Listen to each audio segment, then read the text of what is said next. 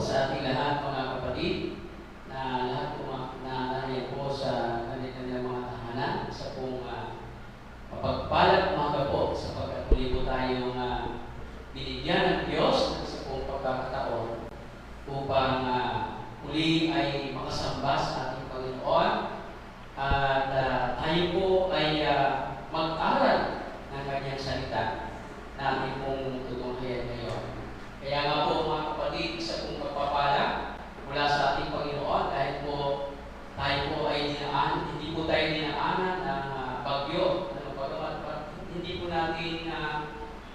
tayo nagagalak sa mga kapatid natin, mga kababayan po natin na dinaanan po ng COVID, audit na typhoon.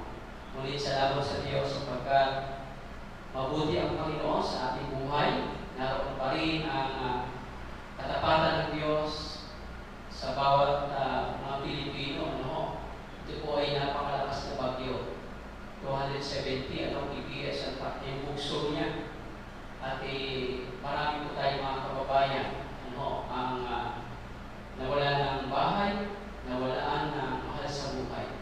Ito po yung mga kinatatakot ng mga tao. Pag may bagyo, may dumarating pong katulad po ngayon, meron na nabalitaan tayong mga virus. May mga takot po na pumapasok po sa ating pong isipan, sa ating mga buhay. Ngunit, isa lamang po ang pinapalam sa atin ng Diyos. Huwag tayong matakot. Ito po ang katotohanan na kaya po natin sineselebrate ang Kapaskuhan upang alaala sa ating pong kapanganakan ng ating Panginoon. Bagaman wala po yan sa Biblia, wala pong insakto. Hindi po sinasabi ng Bible na December 25 ang kapanganakan ng ating Panginoon. Ngunit, sineselebrate natin ang Kapaskuhan dahil po ang ating Panginoon ay tunay na nagkatawang tao sa lupa. Yan. Kaya isa pong kapagpalang mga po sa ating lahat. Nais po ng Diyos na maunawaan po natin ang tunay na kahulugan ng Pasko. Yan. Ang Pasko ay hindi po katang-isip. Hindi po ito ay fairy tale. Ito po ay katotohanan. At ito po ang sinasabi ng Biblia. Kaya nga po mga kapatid, kapag ating po sineselebrate ang Pasko, naunawaan po natin kung ano po ibig sabihin nito. Si Jesus, na anak ng Diyos, ay nagkatawang tao sa pamagitan ng kapangyarihan ng Banal na Espiritu. Ito po ay hindi po katang-isip.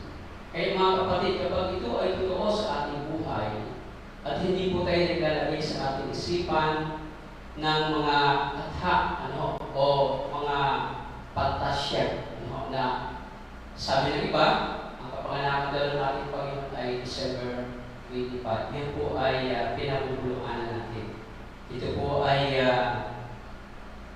noon ay yung mga taong pagano, sila po ang unang sila po ang nag-celebrate ito. Pero tayo po ay nag-celebrate dahil sa ating Panginoon Jesus. Tama ang ating pagkaunawa sa Pasko. Yan. Hindi po natin sinasabing insakto ang kapanganakan ng Panginoon. Ito po ay deklarasyon ng Diyos sa atin.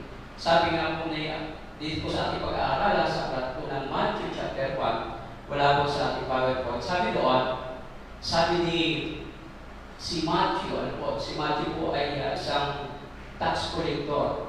Sa panahon po ng mga Hudyo, kapag ikaw ay tax collector, ikaw po ay traitor sa kanilang bayan, ikaw po ay tinabubutan ng mga kababayan. Ngunit, dahil sa pagsunod ni Matthew, siya po ay binigyan ng Diyos ng karunungan at ang Espiritu Santo ay nangusap sa kanya.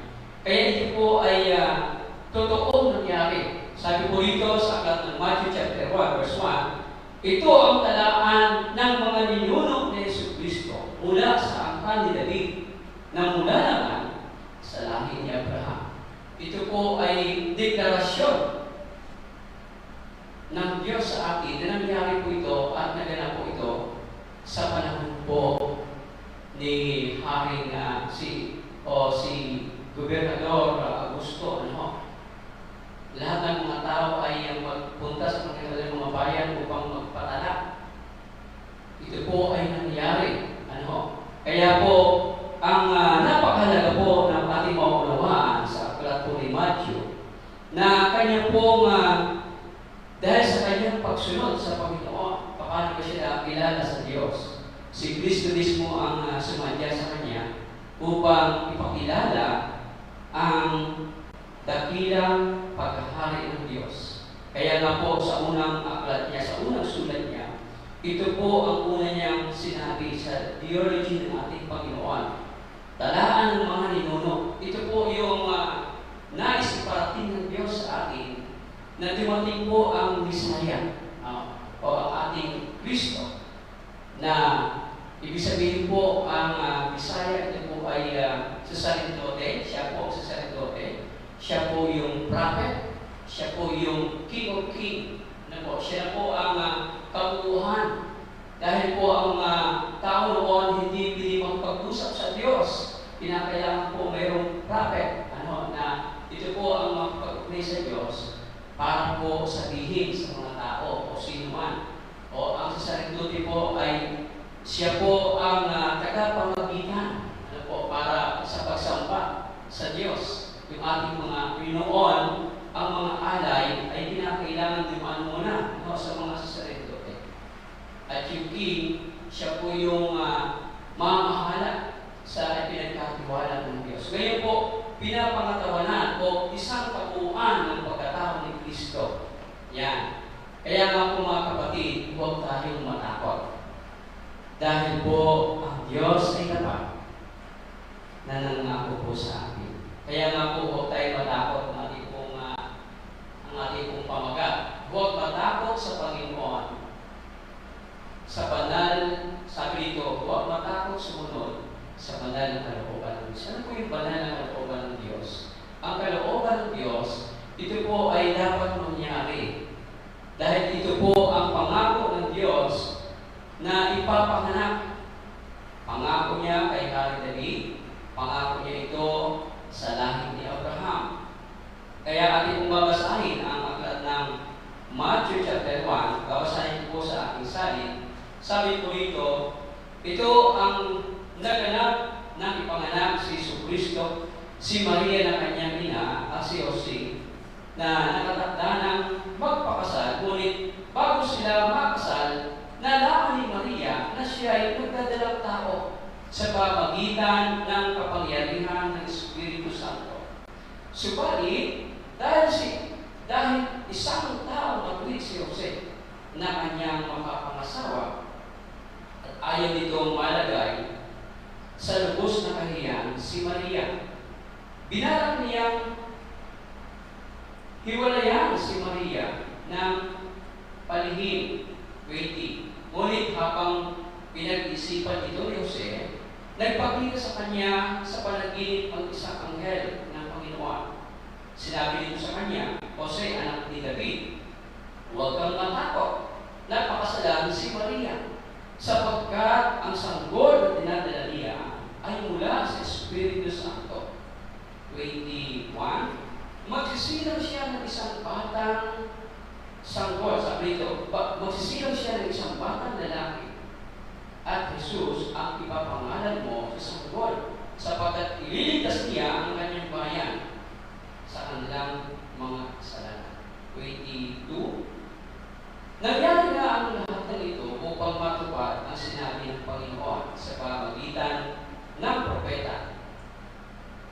Tingnan ninyo, magliligi ang isang birhen at magsisilang ng isang sanggol na lalaki at tatawagin itong Emmanuel. Ang kahulugan nito ay kasama natin ang Diyos. 24. Nang magising si Jose, sinunod nga niya ang utos ng anghel ng Panginoon at pinakasalan niya si Maria. Ngunit hindi niya sinibigan si Maria hanggang magsilang ito ng isang anak na lalaki. At Jesus ang ipinangalan ni Jose sa sanggol. Purihin po ang Diyos sa pagkabasa ng kanyang salita. Sumandali po po tayo manalangin. Dakilang Diyos, aming Ama, sa aming pong pag-aaral, dakilang Diyos, ang iyong pong mga salita. 2,000 taon na po, 2,000 taon na po ang nakaraan. Ngunit ang katapatan mo, O Diyos, ay tunay na aming pong naranasan. Dahil sa iyong biyaya, Panginoon. Kaya sa umaga po ito, Panginoon, po namin sa kapangyarihan ng Banal na Espiritu, inyo pong ipaunawa sa aming Panginoon. Ang sinasabi po sa aklat po ni Mateo, Panginoon, sa aming pong pag-aaral. Hayaan niyo po na kumilos ng Banal na Espiritu sa aming mga puso at patuloy pong maranasan, Panginoon, ang kapangyarihan nito. Bisan pa, Panginoon, kami po ay humihingi, O Diyos, ng paglilinis sa lahat ng aming mga pagkakasala, mga kasalanan hindi po pinalitan sa aming buhay. Upang ang aming mga puso ay maging malinis ng siklan at mataliman ng iyong mga salita. At ang mga alalahanin sa buhay, Panginoon, ito po ay aming pong pasamantala, O Diyos, na inaalis sa aming isipan. At aming nawag itong tutunghayan, Panginoon, ang mga pangako ninyo sa amin. At tunay po, O Diyos, na tapat po kayo sa iyong mga anak. Minsan pa, Panginoon, iyong lingkod ay inyo pong itago sa iyong likuran at makita lamang ang iyong kalwalhatian. Ang mensahe lamang, O Diyos, ang siyang patuloy po namin marinig at gamitin niyo po ang labi ng iyong lingkod. At kayo lamang po ang siyang may taas at maluwalhati. Sa pangalan ni Jesus. Amen. Amen. Huwag tayong matakot. Yung pagsunod, mga kapatid, yung pagsunod po sa kalooban ng Diyos ay napakalaga. Kaya nga po yung tanong po natin, ano ang dapat makita sa atin kung tayo kasunod sa kalooban ng Diyos? Ano po ang dapat makita? Tulad po sa buhay po ni Joseph. Si Joseph po ay, sabi ko doon, si Joseph ay isang matuwid na tao. Sinabi po ito ni Mateo, matuwid na tao. Sa kanyang pagsasalisip, nakita niya po ang pamuhay ni Joseph. Si Jose ay matuwid, sumusunod. Pag sinabi po kasi matuwid, siya po ay namumuhay ayon sa katwiran ng Diyos. Kaya pinagdad po si Jose na gamitin po siya. Dahil alam ng Diyos na si Jose ay karapat-dapat na gamitin. Tulad po natin, mga kapatid, tayo po ay ginagamit ng Diyos upang ipahayag ang kanyang po kalooban. Kaya, ano dapat makita sa atin? Una-una, mahalaga po ang pagsunod. Kaya nga po yung pagsunod ay mahalaga. Pag sinabi po yung pagsunod, sa wikang English po, yung obedience. Makabuo po tayo ng salitang die. Sabihin po, patay. Die. Obedience. Ikaw ay patay sa iyong sarili, hindi po yung sarili mo natin, mga agenda, programa. Pagkaman meron po tayong mga plano, pero ang Diyos ang dapat masunod. Tulad po sa buhay po ni Joseph. Po si Joseph ay makikita po natin sumunod sa Kanya. Kaya yun po napakalaga pong tanong sa atin, ano ang dapat makita sa atin upang tayo'y makasunod sa kalooban ng Diyos. Una-una, tagapin natin na may plano ang Diyos na higit sa ating mga plano. May plano po ang Diyos. Sabihin niyo po sa inyong katabi, yung mga nasa tahanan, sabihin niyo, may plano ang Diyos higit sa ating mga plano. May plano ang Diyos. Kaya nga po, mga kapatid, ipinapakita po sa mga talatang ito ang mga katotohanan ng pagsunod tulad po ni Jose. Si Jose, sinasabi po dito matuwid na tao. Imagine niyo po, yung mga plano po natin sa buhay. Napakaganda po yung mga plano. Sa ating personal na buhay, mayroon po tayong mga plano. At minsan po, iyan po ay nais natin mangyari. Kaya nga po yung ibang mga talagang sabi po ng isang mga kabataan, yung kanyang plano ay dapat may isa katuparan sa kanyang buhay. Meron po ako isang kabataang nakilala na meron po siyang napakagandang plano sa kanyang buhay. Mahusay po siyang pole vaulter, tumatalo po siya ng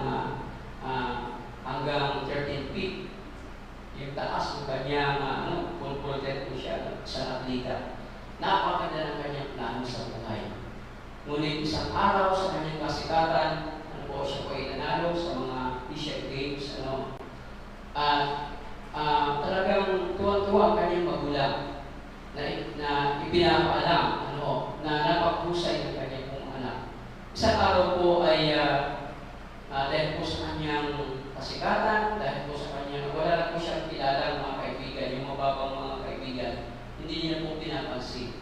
At napakaganda ng kanyang mga plano. Magkakaroon siya ng business, try niyo pa ang kanyang bibili dahil sa kanyang pera. Pero tumunti po isang araw na sila po ay nagkaroon ng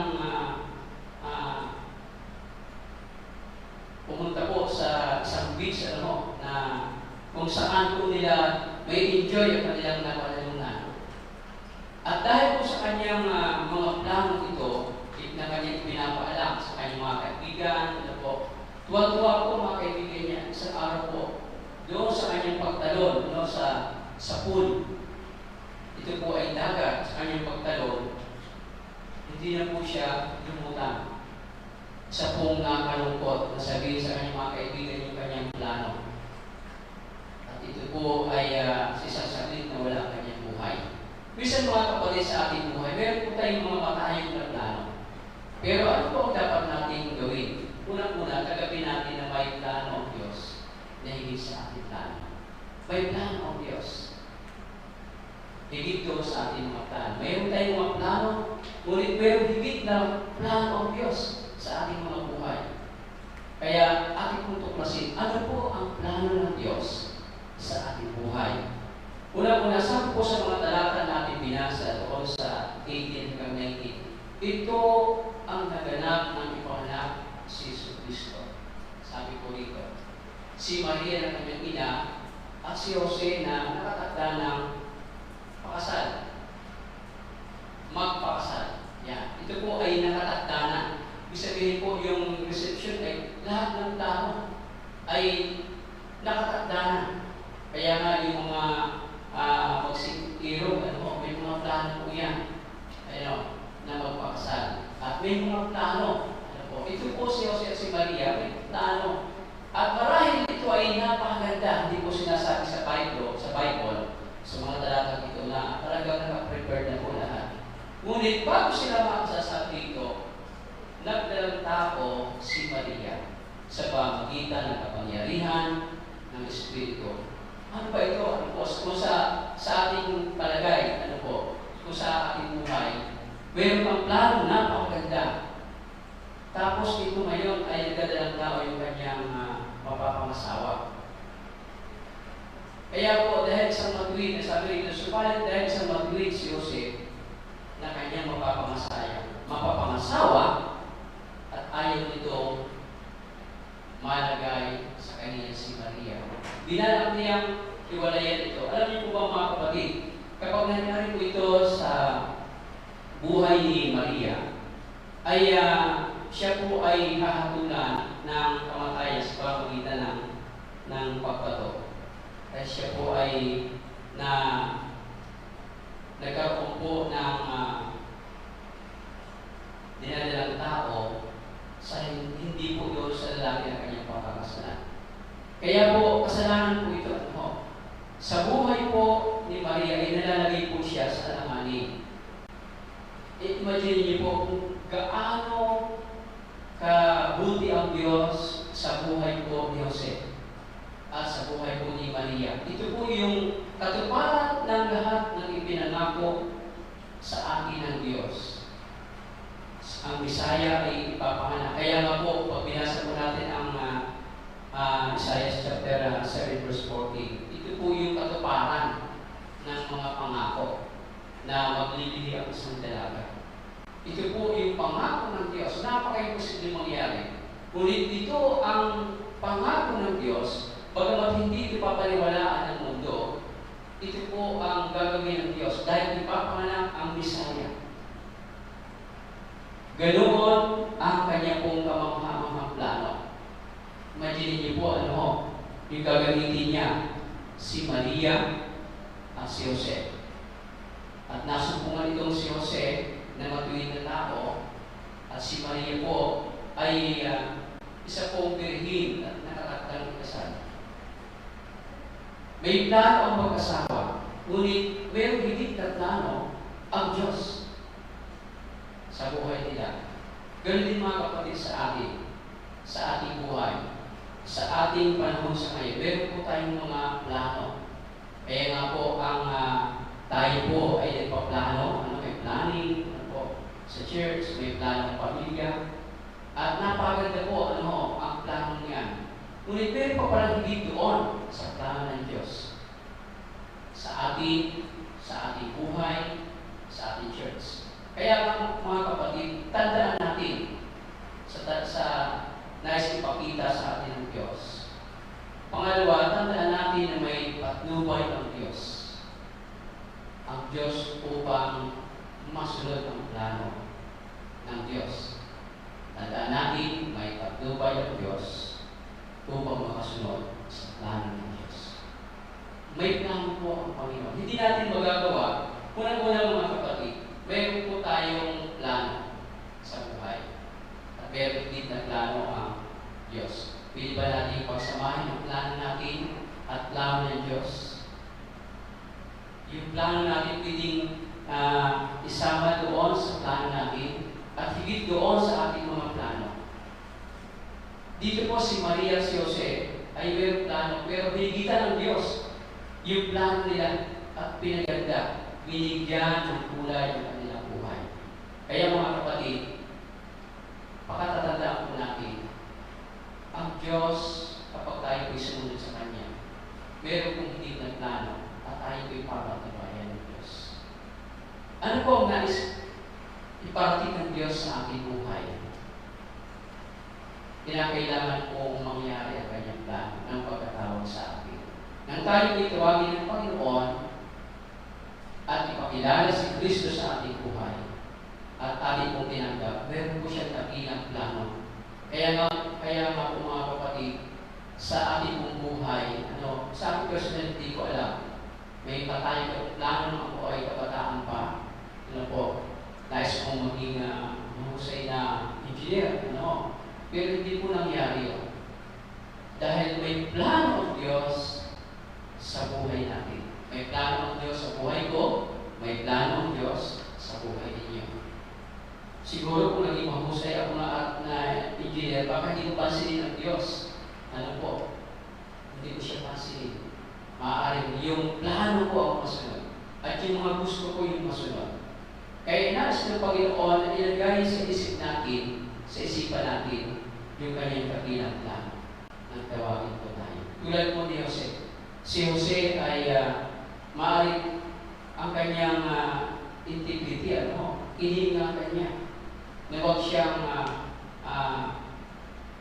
mapahiya. Ang totoo dito, sa buhay po ni Jose, ililigtas niya, hindi niya po ililigtas si Maria, kundi yung kanya namang plano ang mangyari. Kapag nangyari ito, at hindi mangyayari ang kalooban ng Diyos, kaya mga kapatid, seryoso ang Panginoon sa ating buhay. Kaya kapag inilagay sa atin ng Diyos sa ating isipan, yung kanyang plano, seryoso po ang Panginoon. Huwag po tayo maglalagay ng mga imahin sa ating isipan upang ito po ay maging Diyos-Diyosan. O baka iisip natin lahat ng ating mga panalangin ay tinutugon ng Diyos. Ay ito yung Diyos ko. Ito dapat masunod. Kapag hindi sumusuway sa mga plano natin, ay ito nga yung Diyos ko. Pero kapag nagsimula ng sinuway ang ating mga plano, baka hindi ka sumunod. Kasi ito yung plano ko, bakit hindi nangyayari ito? Hindi ito yung Diyos ko. Tandaan po natin, kapag sinusuway yung ating mga plano, ang Diyos natin ay totoo. Ibig sabihin po rito, yung plano natin, bakit sinusuway? Bakit may mga panalangin ako hindi tinutugon ng Diyos? Bakit yung mga plano ko hindi nangyayari? Kapatid, maniwala ka. Kasi may plano ang Diyos na dapat natin sundin. Kapag sinusuway ang plano natin, ang Diyos ang gagawa mo. Kaya seryoso po ang Diyos sa pagtatawag sa atin. Kaya napakalagang tandaan natin may patnubay ang Diyos upang tayo makasunod sa plano ng Diyos. Yung patnubay ng Diyos ang dapat mangyari. Alam niyo kapag ikaw ay sumunod, ito po ay hindi po yung plano ng Diyos, kundi plano mo. Yung programa mo, ang susunod, hindi yan ay sa Diyos. Hindi po yan. Kaya nga po mga kapatid, yung pagdubay ng Diyos ay napakahalaga. Panginoon, ito kong nais ko ay nais mo rin. O hindi mo nais. Kaya minsan po yung gusto ko ay hindi kalooban ng Diyos. Parang sa isip ko, napakaganda. Ang ganda ng plano nito. Sabi ko nga nang ako po ay nagkaroon ng inupiran ko ako ng isa pong trabaho.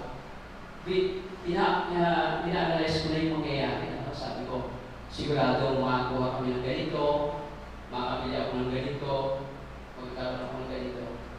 Pero marami pong nangyari.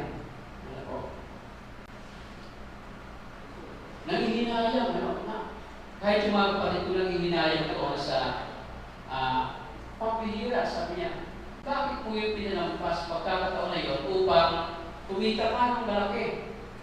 At sandali lang yun, tutulungan ka noon para mangyari. Isa pong nag-offer, 200,000, isang buwan lang gagawin. Sabi ko, ito may kalooban ng Diyos. Sa isip ko, parang maganda. Maganda ito. Pero iiwanan ko ang church sa loob ng isang buwan. Wala ako doon, walang posisya ko. Inisip ko, pili ko pagpaalam. Siguro isang buwan lang naman, nandiyan naman si Brother Archie. Sasagulo sa akin. Pero sabi ko, Panginoon, plano mo ba ito? O plano ko lang? Ang ganda ng offer, isang buwan lang, matatapos na. Sandali lang, kikita ka ng pera. 200,000, ayaw mo noon. Kapag pinag-isipan ko, ito ba ay kalooban ng Diyos? Baka kapag may pera ako, meron namang kapalit. Yung pong wala ako sa simbahan. Yan. Kaya mahalaga po yung plano ng Diyos. Kaya ito po ay akma sa ating buhay. Tandaan natin may patnubay ang Diyos upang tayo makasunod sa plano ng Diyos. May plano ang Panginoon. At hindi po yung ating mga sariling programa. Nais na Panginoon ito sa atin ang tamang pagsunod. Yung pagsunod sa Panginoon, ito po ay taliwa sa ating mga plano. Kapag ikaw ay medyo nasasaktan, kalooban na Diyos yan. Hindi mo yun ayunan. Sabi, ikaw ay namatay sa iyong sarili. Hindi ikaw ay masusunod, kundi yung plano ng Diyos. Yung plano ng Diyos. Sa talatang 22, sabi nito, ngunit habang pinag-isipan ito, pinag-isipan ito ni Jose, kung sa ating mga kapatid, maaaring nagugulubihanan, ano ba ang aking gagawin? Pinag-iisipan niya, ngunit ang Diyos may nariyan agad at ipinaalam ito sa kanya sa pamagitan ng anghel. Imagine niyo po, si Jose ay tulog, kinakausap ng anghel. Siguro marahil, magulo ang kanyang isipan. Alam ko kapag may mga tao magulo ang isipan, hindi mo yung makakausap, hindi mo pagkakausap yan. Misa pupunta sa sandabihan at doon, mag-iisip, magmumuni-muni. Si Jose ay marahil ganito. Nakikita ng Diyos, si Jose. Parang tulad natin mga kapatid. Misa tayo po ay nag-iisip, ako ba ay susunod sa Diyos o hindi? Ano ba priority ko? Trabaho ba o pangalan ng salita ng Diyos? Hindi ko sinasabing masamang trabaho. Ang trabaho ay kailangan ng mga anak ng Diyos. Kasi dito, magagamit yung ating mga resources para sa Ebanghelyo ng ating Panginoon. Ibig sabihin ko rito, yung plano ng Diyos ang dapat mangyari. Yung habang pinag-iisipan ni Jose, nagpakita sa kanya, sa anghel, sa ng Panginoon, sa pamagitan ng panaginip. Sinabi dito sa kanya, Jose, anak ni David, huwag kang matakot na pakasalan si Maria. Huwag kang matakot. Kung sa ating mga kapatid, huwag kang matakot sumunod sa Diyos. Huwag kang matakot. Ang Diyos ay buhay. Tapat ang Diyos. Tapat ang Diyos. Sabi ko nga, na ako ay sumunod sa Diyos, hindi ako binuto. Ito ang anak ko, sabi ko sa mga Pito, alam ko, sumunod ako sa Diyos. Hindi kayo pakayak. Ano? Ang pagsunod sa Panginoon, tinitingnan ng Panginoon, paano ka hahakbang. Kung hahakbang ka ng dalawa at backward naman ay tatlo, hindi mo ipagsunod. Sabihin, sumulong ka, ano man mangyari. Ang paa mo ay gagabayan ng Diyos. Kaya habang pinag-isipan niya ito, ang anghel ng Diyos ay pumunta sa kanya sa pamagitan ng panaginip. Pinag-usap, ano po, sa pamagitan, buti lang masunurin po itong si Jose. Si Jose ay kinausap. Sabi niya, sapagkat ang sanggol na dinadala niya ay mula sa Espiritu. Kasi maaari iniisip ni Jose, sino kaya ang lalaki na gumawa nito kay Mary, kay Maria? Bakit pinagtaksilan ako ng aking mapapangasawa? Kaya napakahalaga po mga kapatid, may patnubay ang Diyos. Hindi natin magagawa ang kanyang kalooban kung wala ang kanyang patnubay. Kinausap mo si Jose sa pamagitan ng panaginip. Bakit kaya pag mga Jose ang pinakausap ng Diyos sa kanyang panaginip? Ano po? Katulad po ni Joseph the Dreamer. Ito si Joseph na mapangasawa ni Mary. Siya po ay kinausap. Alam mo, sa ating buhay, kapag tayo po ay pagod ang isipan, kapag tayo po ay nagulbihanan, tayo po ay nag-iisip, kailangan ng pahinga. At doon ang Diyos, mangusap. Mangusap ang Diyos kapag meron ka ng kapayapaan. Payapa ng puso mo, ang isipan mo, kakausapin ka ng Diyos. Anak, marahil kung sa atin nangyari yung anak, ikaw ay pinadulugdan ng Diyos kapag ikaw ay sumunod sa Kanya. Huwag kang matakot. Huwag kang matakot.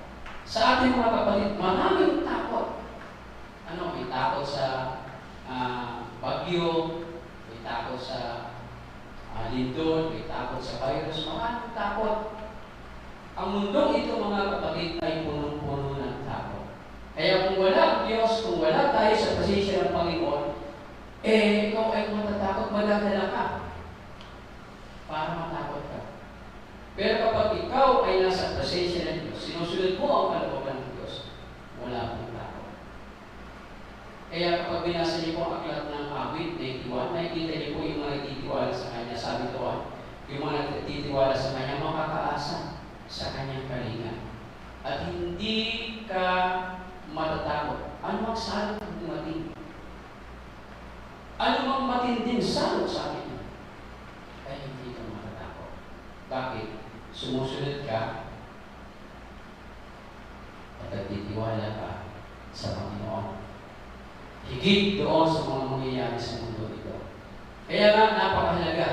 Ito yung pangako ng Diyos. Magsisilang siya ng isang batang lalaki. Jesus ang ipapangalan mo sa sanggol. Yung Jesus, ano po, yung salita pong Jesus, ito po ay maaaring alam ito ni Jose. Kasi ito yung pangako, kasi matuwid si Jose, mula sa angkan ng mga kilalang hari o si Hari David. Matuwid si Jose. Alam niya na ipapanganak o darating ang Mesias.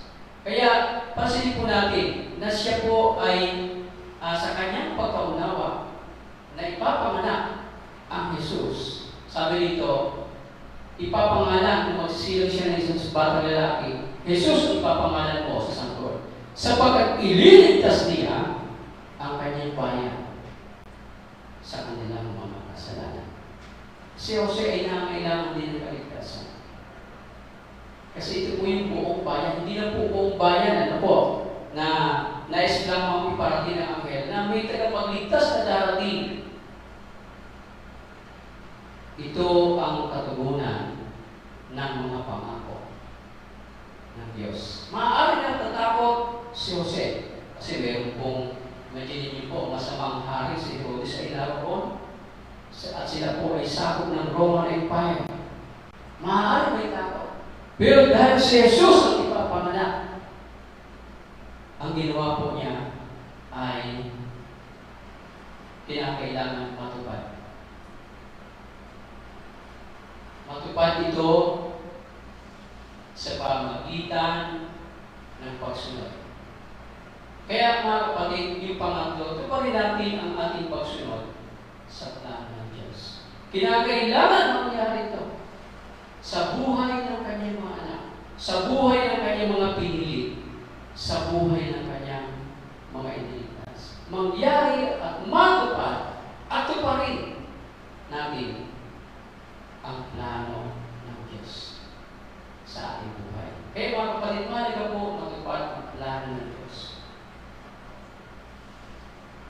Yung plano ng Diyos ay perfecto sa buhay ng mga anak ng Diyos. Kapag ito po ay mangyari, kaya nga sabi nga po, habang tayo po ay sumusunod sa kalooban ng Diyos, makikita natin ang malinaw yung kanyang tabilang plano. Ito pala ang plano niya sa atin. Kaya napakasarap mga kapatid, isipin po natin na meron pong tabilang plano ang Diyos. Kasi inisip natin, ang plano ng Diyos ay hindi lang sa present. Hindi po ganoon. Hanggang doon sa future, may plano po siya. Ang buhay natin sa mundo ay pasimula. Ito po ay pabalat lamang ng isang libro. Ano po? Parang isang pabalat lamang. Isang page lang po, pabalat lang. Cover lang po ang buhay natin sa mundo ito. At ang buhay natin, ang totoong buhay natin, ay doon sa piling ng Diyos. Doon natin may enjoy ang buhay na ito. Kaya nga pasin po natin, mahalaga po yung pagtupad. Kung matupad ito sa ating buhay. Kung tuparin natin ito sa ating buhay. Dahil ito po ang nais ng Diyos mangyari. Kaya nga po, pag binasa po natin yung mga lahi po na pinagalingan nito, si Abraham, hindi po sila hangad ng magarang tahanan sa mundo ito.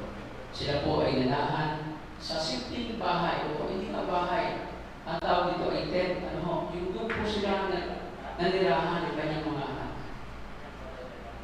At meron po siyang nais na makamtan yung totoong buhay doon sa piling ng Diyos. Kaya mga kapatid, kapag tinupad po natin ang kalooban ng Diyos, tayo po yung mga karapat-dapat sa Kanya. Kaya mahalaga mga kapatid yung pagtupad, yung pagsunod sa Kanyang plano. Ano ba ang plano ng Diyos sa buhay mo, kapatid? Nais ng Diyos na ikaw ay sumunod. Ano man ang mangyari sa pagsunod. Yung pagsunod mga kapatid ay hindi madali. Akala mo sumusunod ka. Kapag wala po mga trials na hindi mo napagtatagumpayan, babalik-balik ka doon sa mga pagsubok na iyon. Hanggang sa ikaw ay magtagumpay, hanggang ikaw ay pumasa. Kaya nga mga kapatid, sa larangan po ng pagtupad, mahalaga po yung pagsunod. Yung commitment mga kapatid. Simple lang yan, pero napakahalaga yan sa Diyos. Bawa kayo tinawag ka ng Panginoon. Alamin mo kung anong plano ng Diyos sa buhay mo. Plano ba ng Diyos na ikaw ay sumunod sa Kanyang kalooban? Plano niya yun. Hindi po yung katotohanan. Tulad po ni Jose. Marami pong ginamit ang Diyos. Katulad po na sumulat po nito si Matthew. Siya po ay traidor sa bayan. Ginamit ng Diyos. Ginamit ng Panginoon. At marami pong karakter sa Bible na ginamit ng Diyos. Kahit nga po si Pablo, di ba? Mamatay tao, ginamit ng Diyos. Si David, adultery, di ba? Ginamit ng Diyos. May mga kapintasan po ang buhay ng mga ginamit niya. Hindi po mga mahusay, hindi perfecto, pero sumunod sa Diyos. Napakahalaga. Kaya ikaw mga kapatid, ikaw kapatid na nakikinig ngayon, alamin mo ang plano ng Diyos. Ikaw ay sumunod. Tuparin mo ang plano niya sa buhay mo. Dahil ito po ang kanyang plano talaga sa atin. Nang ikaw ay tawagin ng Diyos, pinapili po sa iyong plano ng Panginoon. Nais niya na ikaw ay mag-multiply, dumami ka. Katulad, bawat tinanggap mo si Kristo bilang Panginoon at kapagligtas ng iyong buhay. Ipinakailangan din ikaw ay umabot ng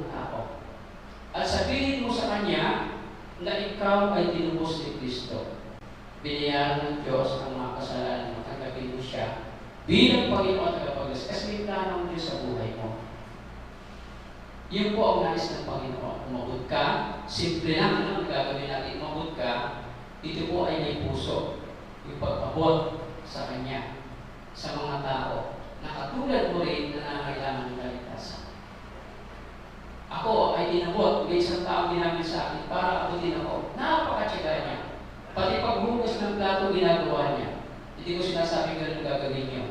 Ano po? Pero nakikita ko po doon sa taong umabot sa akin, nakita ko po ang kanyang pagtyaga. Ang pag-abot ng kaluluwa, ang pagtupad sa kalooban, sa plano ng Diyos, mayroon pong kasamang pagtyaga.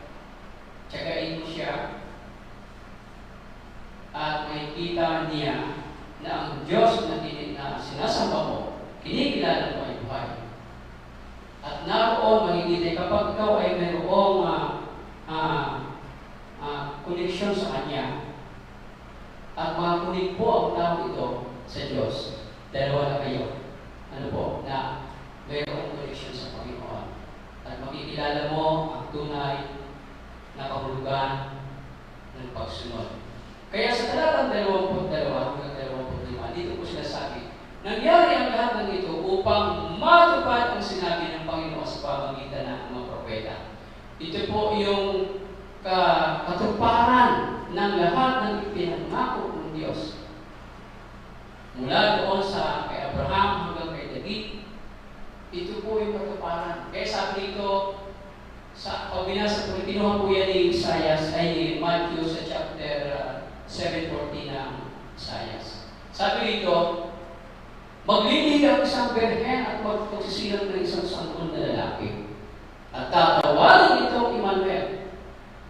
Ibig sabihin po ng Emmanuel, sabi niya ng kahulugan nito ay kasama natin ang Diyos. Kaya na po yung patnubay ay nariyan. Kasama natin ang Diyos. Kapag kasama natin ang Diyos, mga kapatid, meron pa ba hihigit sa Diyos? Meron bang takot agam-agam sa ating kapag kasama natin ang Diyos? Wala. Kasi ang Diyos, ang makapangyarihan sa lahat, sabihin po ng Emmanuel ay Bisaya. Siya po ang magtatayong tagapagligtas ng sangkatauhan.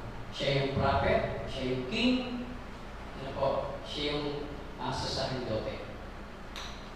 Siya po ang Diyos na makapangyarihan sa lahat. Tatawagin itong Emmanuel. Sabi po dyan. Kaya kapag alam natin ng ating Diyos na makapangyarihan sa lahat ay Emmanuel, ay dapat tayo sundin. Sundin natin siya. Huwag tayo mag-anilang na sumunod. Dahil siya yung Emmanuel. Siya yung hari na mamahari. Siya yung priest, siya yung prophet para sa atin. Napakahirap kapag lalapit ko sa Diyos, kailangan ang sacerdote. Priest para ang ating mga kasalanan ay mapatawad. Siya na po. Mangusap sa Diyos, hindi natin alam, hindi natin nakikita ang Diyos. Siya na po yung prophet. Para siya po ay siya tumatayo bilang Wala po sa teksto natin yung tinadala. Yung sabihin po ng Emmanuel. Tatawagin itong Emmanuel. Kasama natin ang Diyos. Nang magising si Jose, sinunod niya utos ng anghel ng Panginoon at pinakasalan niya si Maria. Hindi po siya nagdalawang isip, napakasalan si Maria. Walang agam-agam sa kanya o pag-aalilangan sa kanya na gawin ito. Napakahalaga mga kapatid, yung pagsunod. Hindi niya kinabukasan, hindi isang araw, kundi ngayon lang mga kapatid ang pagsunod. Kasi natin mga kapatid, ang mundo natin ay papunta po na doon sa end times. Kaya marami na pong salot. Ngayon po ay grabe po ang nangyayari. Kaya kapag hindi mo kilala ang Diyos ng lubusan, madadala ka sa mga takot. Kaya mahalaga kapag ikaw ay sumusunod, kapag tayo ay sumusunod sa Panginoon, wala kang takot.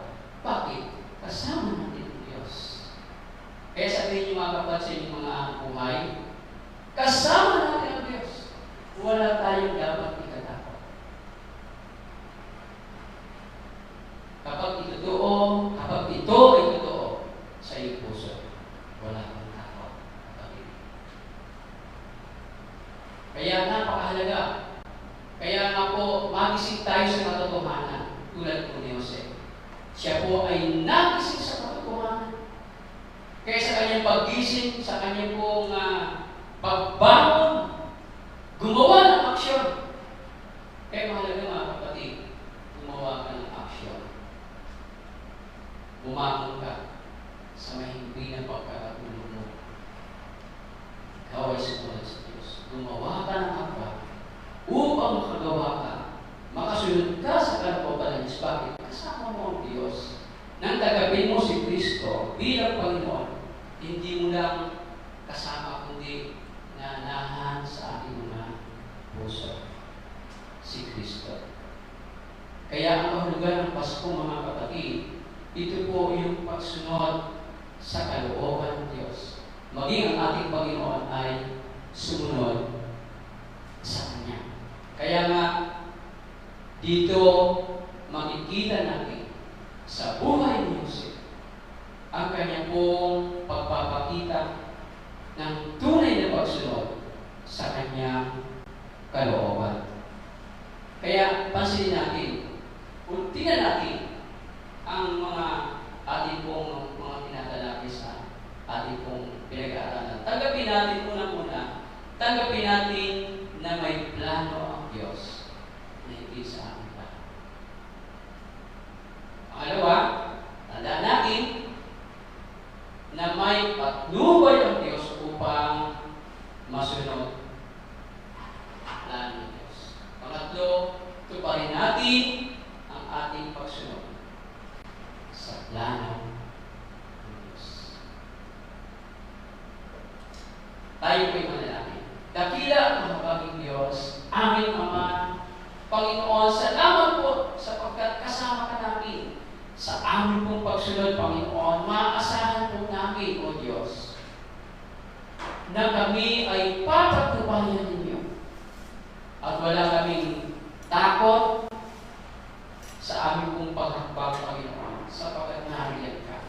Tuturuan mo kami, Panginoon, kung paano kami susunod sa inyo. At kami, O Diyos, ay patuloy na makakaranas ng tunay na kaaliwan kahit sa gitna, Panginoon, ng mga kahirapan, sa gitna, Panginoon, ng mga bagyo, sa gitna, Panginoon, ng marami pong mga virus, kapilang Diyos, makakaasa po kami, Panginoon, na kami ay papatnubayan mo at kami ay iingatan mo, Panginoon, sapagkat kasama ka namin. Ikaw ang Emmanuel ng aming buhay.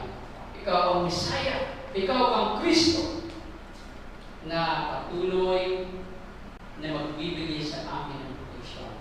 Pag-iingat, Panginoon. Salamat po, Diyos. Dito po ang pinakamahal na regalo para sa amin. Ito po ang regalo niyo sa araw ng Pasko. Ang tunay na diwa ng Pasko, Panginoon, ay pagsunod sa iyong kalooban. Sapagkat ito po ang nais mo na celebrate ng iyong mga anak. Yung pagbibigayan ay pagsunod sa iyong Panginoon. Ang pag-abot ng mga kaluluwa ay pagsunod sa iyong Panginoon. Ang pagpapahayag ng iyong salita ay pagsunod sa inyo. Ang panalangin, pagpapasa ng iyong salita, ito po ay tanda ng pagsunod sa inyong Panginoon. Higit sa lahat ng Diyos, kami po ay mamuhay ayon sa iyong kalooban. Nais po, dakilang Diyos, na mangyari ang iyong mga plano sa aming mga buhay. Hindi po yung mga sariling program, Panginoon, hindi yung aming mga plano, Panginoon, kundi yung plano ang nais mong masunod. Panginoon, salamat po sapagkat ipinaunawa ninyo sa amin sa pamagitan po ng buhay ni Jose, kung paano po sumunod siya upang ipanganak ang aming Panginoong Jesucristo. Kung paano po siya sumunod, dakilang Diyos na hindi po nag-alinlangan. Ganon din po kami, Panginoon. Aming idinadalangin, O Diyos, ang aming buhay na kami po ay hindi mag-aalinlangan sa pagsunod sa kalooban mo, sapagkat ito po ang iyong dakilang plano na nais mo pasunod sa iyo pong kalooban, Panginoon, at ang aming kalooban ay maging katulad ng tibok ng iyong puso. Salamat po, Panginoon, sa iyong kamangha-manghang pagpapakilala sa amin sa mga gabi ito. Ang mga salita mo, O Diyos, ay patuloy na mahayag sa akin at maipahayag sa amin, Panginoon, maipahayag namin sa iba sa pamagitan ng kapangyarihan ng Banal na Espiritu. Panginoon, salamat po sa iyong biyaya. Patuloy po namin itong ipapamuhay ang mga salita upang sa aming paghakbang ay patuloy na magliwanag ang buhay ng mga anak mo sa gitna ng dilim ng mundo ito. Salamat po, O Diyos. Patuloy po namin itong ipinagpapasalamat at ibinibigay ang pinakadakilang parangal sa aming pong dakilang Panginoon, ang aming Panginoong Jesucristo. Ito pong aming dalangin sa pangalan ni Jesus